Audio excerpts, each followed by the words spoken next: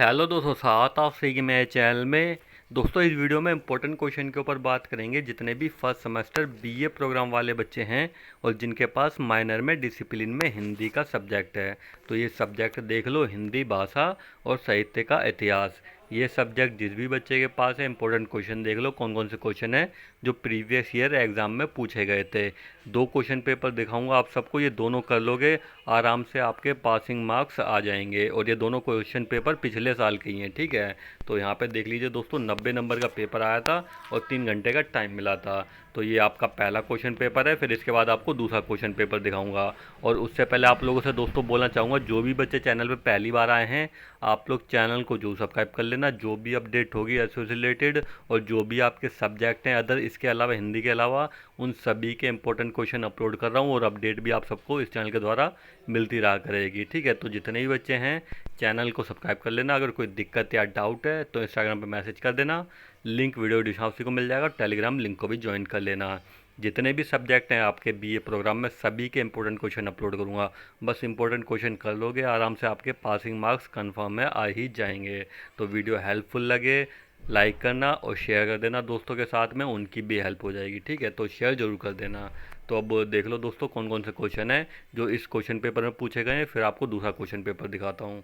तो ये रहा आपका पहला क्वेश्चन। पहले क्वेश्चन में देखिए अथवा करके दो क्वेश्चन बना दिए हैं, तो ये दोनों क्वेश्चन आपको पढ़ने हैं, ठीक है। तो इसमें देखिए क्या बोला गया है। पहले के पहले क्वेश्चन में मध्यकालीन हिंदी भाषा के विकास पर प्रकाश डालिए, आपका पहला क्वेश्चन। फिर दूसरा क्वेश्चन देखिए इसमें क्या बोला गया है दूसरे क्वेश्चन में, अतिकाल की प्रमुख प्रवृत्तियों का वर्णन कीजिए। अतिकाल की प्रमुख प्रवृत्तियों का वर्णन कीजिए, तो आपका ये दूसरा क्वेश्चन हो गया, ठीक है। तो पहले का कंप्लीट हो गया, अब दूसरा क्वेश्चन देख लेते हैं। तो ये रहा आपका दूसरे का क्वेश्चन। इसमें देखिए क्या बोला गया है, सूफी काव्य धारा की प्रमुख विशेषताओं को स्पष्ट कीजिए। सूफी काव्य धारा की प्रमुख विशेषताओं को स्पष्ट कीजिए, तो आपका ये दूसरे का क्वेश्चन। अब नेक्स्ट देखते हैं क्वेश्चन।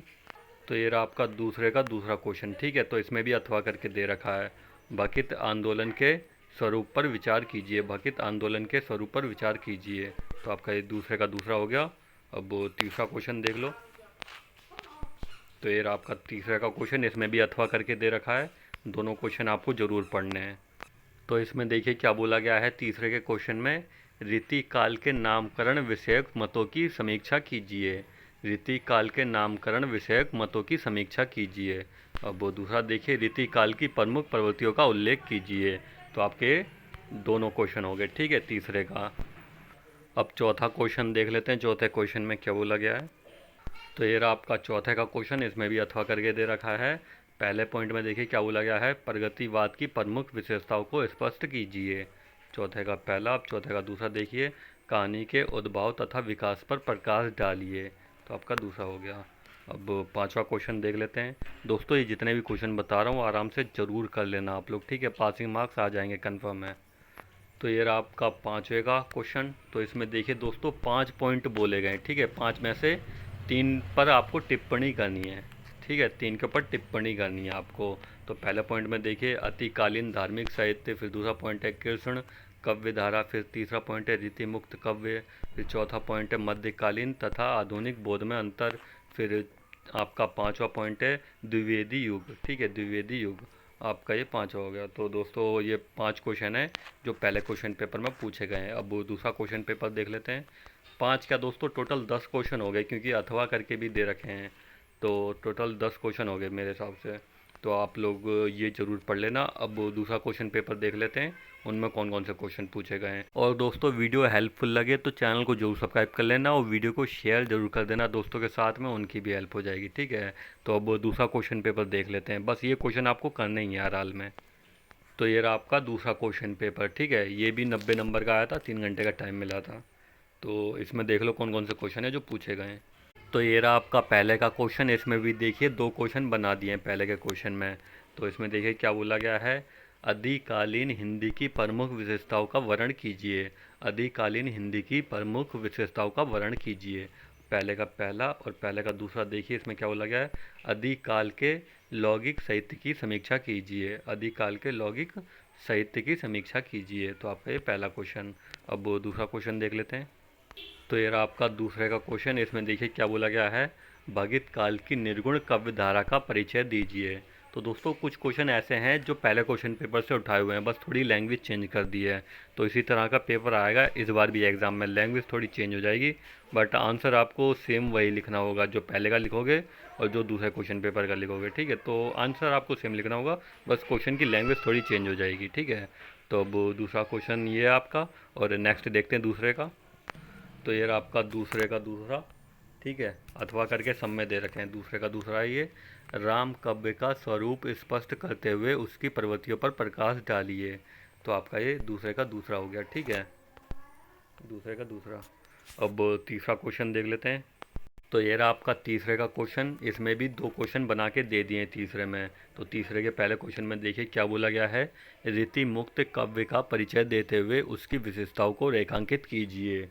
पहले का हो गया तीसरे का। अब तीसरे का दूसरा देखिए, रीति सिद्ध काव्य किसे कहते हैं, रीति सिद्ध काव्य की प्रमुख विशेषताओं पर प्रकाश डालिए, रीति सिद्ध की प्रमुख विशेषताओं पर प्रकाश डालिए। तो आपके ये दोनों क्वेश्चन हो गए तीसरे के। अब चौथा क्वेश्चन देख लेते हैं। तो ये रहा आपका चौथे का क्वेश्चन, इसमें भी देखिए दो क्वेश्चन बना के दे रखे हैं चौथे में। तो चौथे के पहले क्वेश्चन में देखिए क्या लिखा हुआ है, भारतेंदु युग की प्रमुख प्रवृत्तियों की साधारण चर्चा कीजिए। चौथे का पहला, ठीक है। अब चौथे का दूसरा देखिए इसमें क्या बोला गया है, हिंदी कहानी के विकास की रूपरेखा को स्पष्ट कीजिए, हिंदी कहानी के विकास की रूपरेखा को स्पष्ट कीजिए। चौथे का दूसरा हो गया। अब पांचवा क्वेश्चन देख लेते हैं। तो ये रहा आपका पाँचवें का क्वेश्चन, आखिरी लास्ट है दूसरे क्वेश्चन पेपर का। तो इसमें देखिए क्या क्या बोला गया है। पहला पॉइंट है पश्चिमी हिंदी, दूसरा पॉइंट है रासो साहित्य, तीसरा पॉइंट है कृष्ण काव्य, फिर चौथा पॉइंट है शुक्ल पूर्व निबंध, फिर पांचवा पॉइंट है प्रगतिवाद। तो ये 5 पॉइंट हो गए आपके पाँचवें के क्वेश्चन में। तो 3 के ऊपर टिप्पणी करनी है। तो ये 2 क्वेश्चन पेपर मैंने कंप्लीट करवा दिए हैं। ये 2 क्वेश्चन पेपर आप लोग कर लोगे आराम से, तो आराम से आपके पासिंग मार्क्स आ जाएंगे, ठीक है। बस यही 2 क्वेश्चन पेपर आप सबको करने हैं और कुछ करने की ज़रूरत भी नहीं पड़ेगी, तो आराम से आपके पासिंग मार्क्स आ जाएंगे। तो वीडियो हेल्पफुल लगी हो लाइक करना और शेयर कर देना, और जो भी आपके सब्जेक्ट हैं अदर इसके अलावा उनके भी इंपॉर्टेंट क्वेश्चन अपलोड कर रहा हूँ, तो जितने भी बच्चे हैं चैनल को जो सब्सक्राइब कर लेना। और कोई दिक्कत या डाउट है तो इंस्टाग्राम पे मैसेज कर देना।